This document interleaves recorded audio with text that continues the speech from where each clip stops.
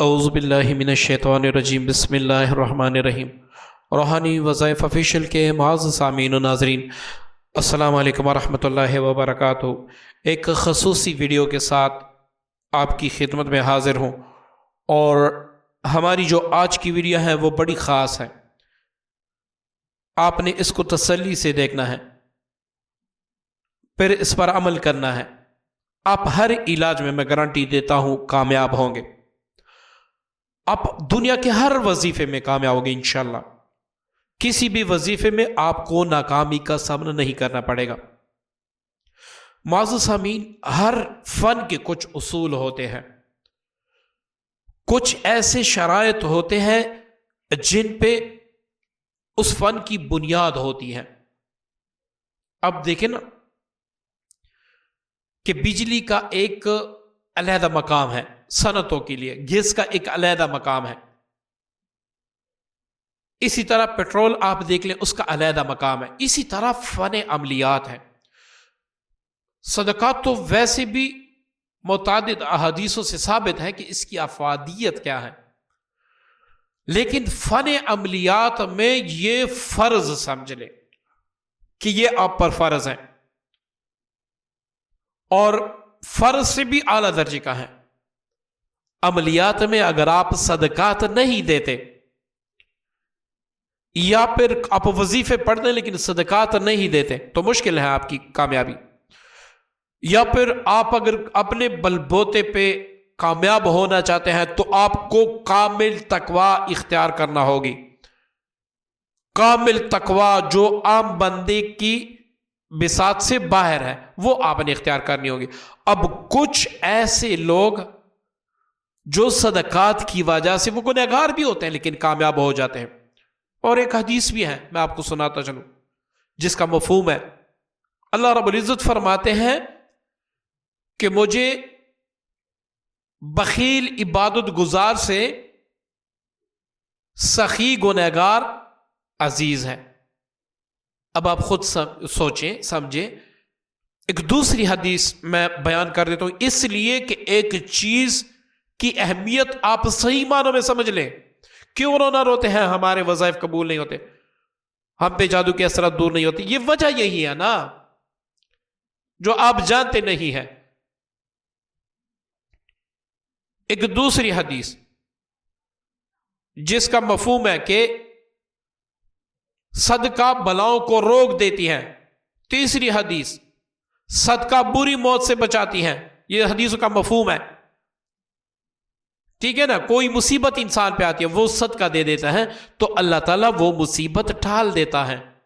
متعدد ایسے واقعات ہیں، اگر میں بیان کرنے بیٹھ جاؤں تو ویڈیو کافی لمبی ہو جائے گی۔ اب فن عملیات میں صدقات کیسے ادا کریں؟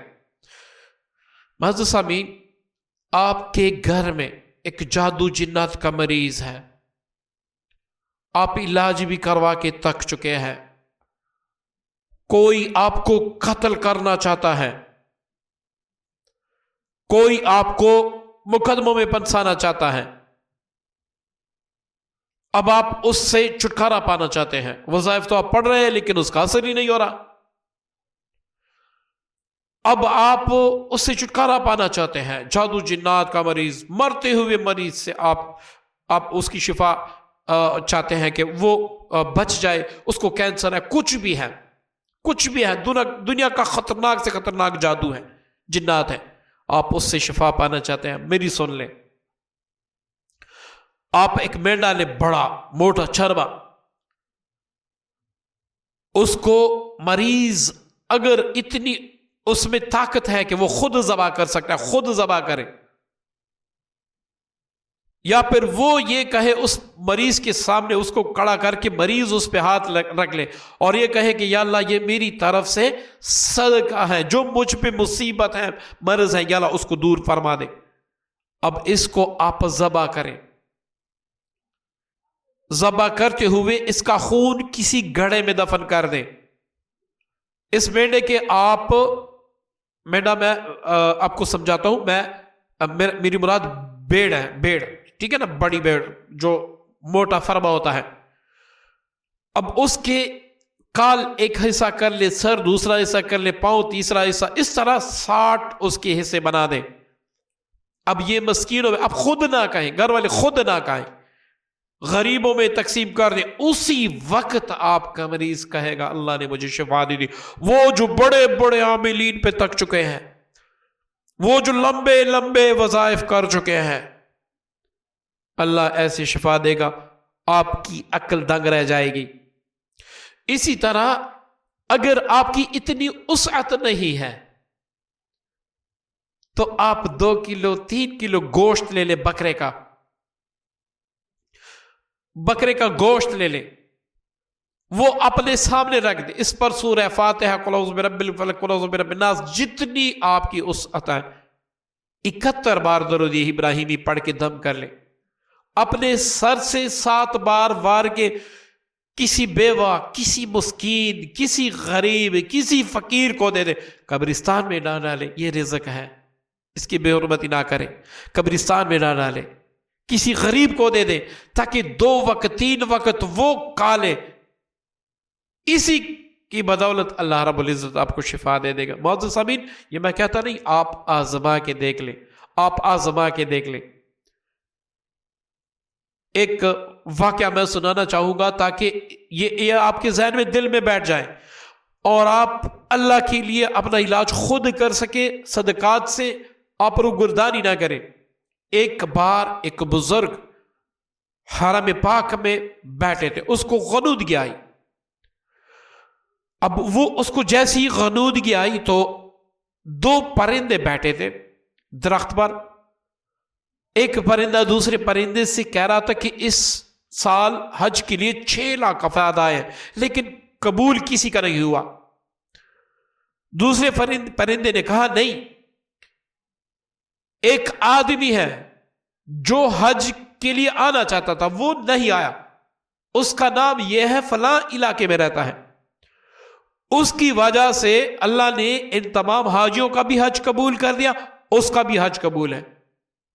اب یہ بزرگ اٹھے، وہ حیران، میں بزرگ حج کرنے آیا ہوں حلال پہ، اتنے چکر کاٹے ہیں، صفا مروہ مینا مزدلفہ عرفہ، اس میں رویا ہوں، کچھ بھی قبول نہیں ہے. وہ شخص جو حج پہ بھی نہیں آ سکا، اس کا حج بھی قبول ہے، اس کی برکت سے ساروں کا حج بھی قبول ہے. وہ بندہ فوراً رخت سامان باندھ کے اس علاقے کی طرف جو پرندوں نے بتایا تھا گیا. پوچھتے پوچھتے وہ اس شخص کے گھر کے دروازے کے قریب کھڑا ہوا. جب دستک دی تو کہا کہ آپ فلاں ہیں. اس شخص نے باہر نکل کے کہا کہ میں فلاں ہوں. اس نے کہا ایسی کیا خوبی ہے کہ آپ حج پہ بھی نہیں آئے، لیکن آپ کی وجہ سے آپ سارے جتنے بھی حاجی آئے تھے ان کا بھی حج قبول ہے اور آپ کا بھی حج قبول ہے، حالانکہ آپ حج پہ آئے بھی نہیں. اس بندے نے کہا ایسا میرا کوئی عمل نہیں ہے، میں موچی ہوں، تھوڑے تھوڑے پیسے اکٹھے کر کے میں نے حج کی تیاری کی. ایک دن میرا بیٹا یہ پڑوس میں گیا، انہوں نے گوشت پکایا تھا، وہ خود اپنے بچوں کو دے رہی تھی، اور یہ ایک بیوہ عورت ہے، اس کی یتیم بچے ہیں، لیکن میرے بیٹے کو گوشت نہیں دیا. اس وقت گوشت کا ایک علیحدہ سے مقام ہوتا تھا، ہر گھر میں گوشت نہیں پکتا تھا.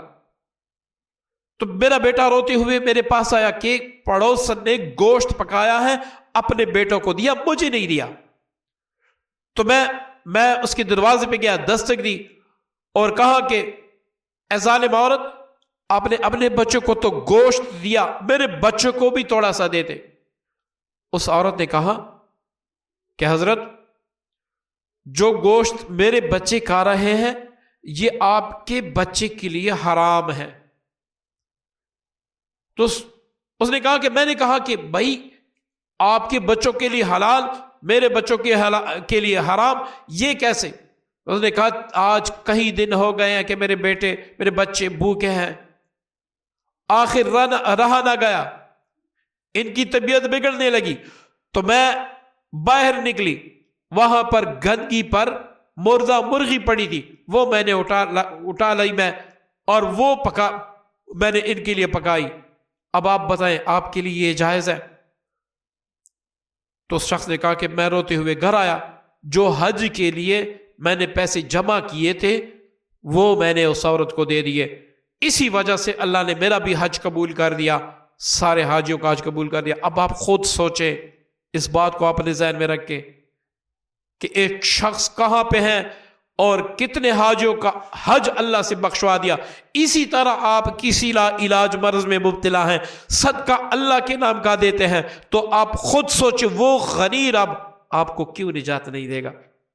معزز سامعین، آپ بیمار ہیں، آپ کا کوئی کام ہے، کسی وظیفے سے پہلے آپ اس طرح گوشت دے دیں، یا پھر آپ ایک مرغی لیا کریں، ہفتے میں، 2 ہفتے میں، 15 دن کے بعد، مہینے کے بعد، وہ اپنے ہاتھ سے ذبح کر کے کسی غریب بیوہ کو دیں۔ آپ اتنا بھی نہیں کر سکتے تو آپ 3 قسم کے دال لے لیں، اس میں آپ ٹوٹے ہوئے چاول بھی ملا دیں،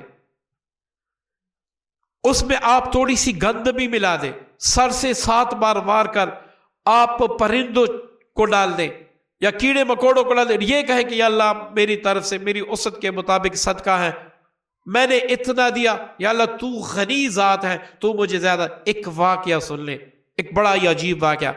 ایک بار کسی غریب مریض کو ایک حکیم نے کہا کہ آپ اپنی دوائی کے لیے مجھے شہد لا کے دیں۔ اب وہاں پر شہد، یہ محمود غزنوی رحمۃ اللہ علیہ کا دور تھا، وہاں پر شہد بادشاہوں وزیروں کے پاس ہوتا تھا، عام بندے کی بساط نہیں تھی۔ تو یہ بندہ چلا گیا، ایاز رحمۃ اللہ علیہ نے دروازہ کھولا، کیا ہے؟ اس نے وہ برتن دیا کہ حضرت مجھے شہد چاہیے، مجھے حکیم نے بتایا ہے کہ آپ کی دوائی شہد سے بنے گی، مجھے شہد توڑا دے دے۔ تو آپ محمود غزنوی کے پاس چلے گئے کہ باہر سائل آیا ہے، وہ اس نے یہ برتن دیا ہے کہ اس میں شہد دے دے، اسے کسی حکیم نے بتایا ہے دوائی کے لیے۔ تو محمود غزنوی رحمۃ اللہ نے فرمایا کہ یہ 1 ٹین شہد جو ہے یہ اس کو دے دے، پڑا ٹین۔ اب ایاز رحمۃ اللہ علیہ حیران، حضور اس نے چھوٹا سا برتن دیا، آپ بڑا ٹین دے رہے ہیں کہ یہ اس کو دے دے۔ محمود غزنوی رحمۃ اللہ علیہ نے فرمایا کہ اس نے اپنے شان کے مطابق چھوٹا برتن لے کے آیا ہے اور میں اپنے شان کے مطابق دے رہا ہوں، میری شان ایک چھوٹا برتن نہیں ہے۔ اب آپ خود سوچیں، جس اللہ کے نام پہ آپ چھوٹا صدقہ دے رہے ہیں وہ آپ کو اپنے شان کے مطابق کتنا نوازے گا۔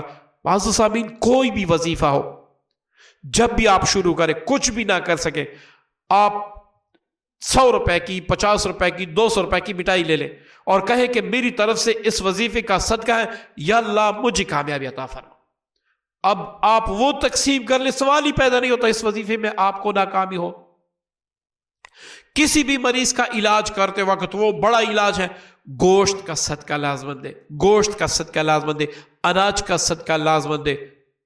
آپ کے راستے ایسے کھلیں گے آپ نے کبھی سوچا بھی۔ آپ آزما کے دیکھ لیں، آپ پر مصیبتیں آئی ہیں، مصیبتوں کے پہاڑ ہیں، ٹوٹ رہے ہیں، آپ کو نڈال کر رہے ہیں، قرض بڑھ رہا ہے، آپ کسی سے قرض لے کے صدقہ دے دیں، پھر آپ اس کا کمال لیں گے، آپ کو اتنا وہ رب کریم دے گا کہ شاید آپ کا وہم و گمان ہی وہاں پہ نہ ہو۔ معزز سامعین، اس موضوع پر بہت سی باتیں ہیں، لیکن پھر لوگ تنگ بھی ہوتے ہیں کہ ویڈیو کافی لمبی ہو جاتی ہے، کوئی کمنٹس میں لکھتا ہے 5 منٹ کے بعد شروع ہوتا ہے ایسے ایسے، تو ویڈیو آپ مکمل سنا کر، یہ آپ کی افادیت کے لیے، مجھے تو فائدہ ہوا ہے، یہ آپ کی افادیت کے لیے ہے، تو اس کو پورا دیکھیے گا، سمجھیے گا، اس کو اپنے ذہن میں رکھیے گا۔ اس میں اللہ اور اللہ کے نبی کے باتیں ہوتی ہیں، اللہ کے پیاروں کی باتیں ہوتی ہیں، وہ ذکر الصالحین کفارہ، یہ جو صالحین کا ذکر ہے یہ گناہوں کا کفارہ بھی ہوتا ہے، آپ سنتے بھی جاتے ہیں، آپ کے گناہ بھی معاف ہوتے جاتے ہیں۔ تو ویڈیو مکمل دیکھیے گا، اگر آپ کو اچھی لگتی ہے ویڈیو شیئر ضرور کیجیے گا تاکہ کسی کا بھی بھلا ہو۔ نیکسٹ ویڈیو تک، نیکسٹ عمل تک مجھے اجازت دیجیے گا۔ السلام علیکم ورحمۃ اللہ وبرکاتہ۔